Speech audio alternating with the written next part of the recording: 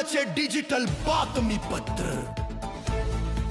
उन्हाळ्याच्या दिवसांमध्ये धुके पडणे ही असामान्य बाब मानली जाते। मात्र उरणमध्ये सकाळच्या वेळी काही ठिकाणी धुक्यासारखी परिस्थिती दिसून येत आहे। तज्ञांच्या मते तापमान आणि आर्द्रतेतील अचानक बदल तसेच हवेत वाढलेले प्रदूषण यामुळे अशी स्थिती निर्माण होऊ शकते। या बदलत्या वातावरणाचा परिणाम नागरिकांच्या आरोग्यावर होण्याची शक्यता असून दम्याचा त्रास, ब्रॉन्कायटिस, एलर्जी, सर्दी, खोकला यांसारख्या श्वसनविकार वाढण्याची भीती व्यक्त केली जात आहे। दरम्यान सकाळी धुके जास्त असल्यास बाहेर व्यायाम टाळावा, बाहेर जाताना मास्क वापरावा, भरपूर पाणी पिऊन शरीर हायड्रेट ठेवावे, तसेच दम्याच्या रुग्णांनी डॉक्टरांचा सल्ला घ्यावा असे आवाहन तज्ज्ञांनी केले आहे।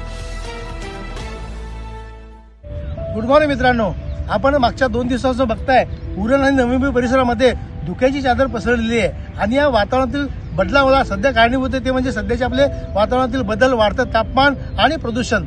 मित्रांनो, हे जे धुके आहेत या धुक्याचे मोठे 3 प्रकार असतात: मिस्ट, फॉग आणि स्मॉग।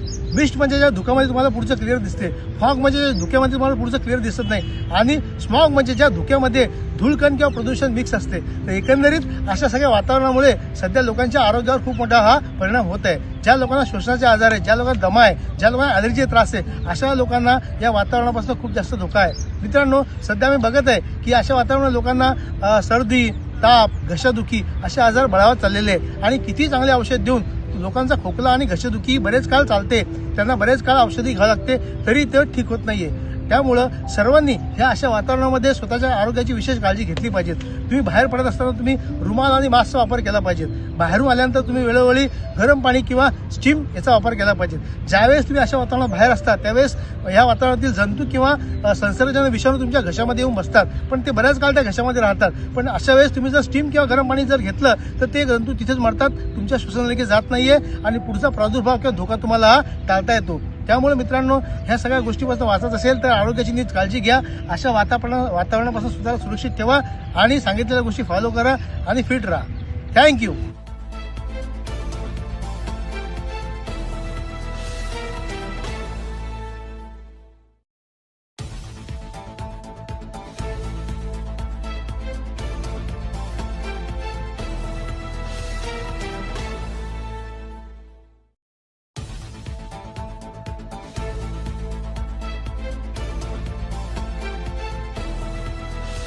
महाराष्ट्रातील सर्व जिल्ह्यातील ताज्या घडामोडी जाणून घेण्यासाठी नवराज्य चॅनलला सबस्क्राईब करा आणि दाबा बेल आयकॉन।